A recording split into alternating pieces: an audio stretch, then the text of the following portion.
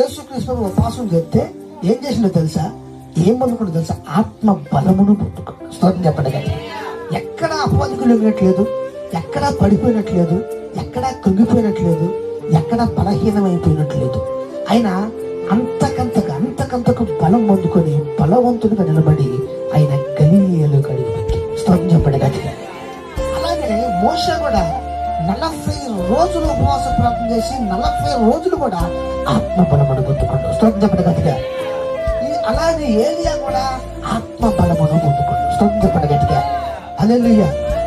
కానీ కొంతమంది మాత్రం ఆత్మ బలమును పొందుకోలేకపోయారు.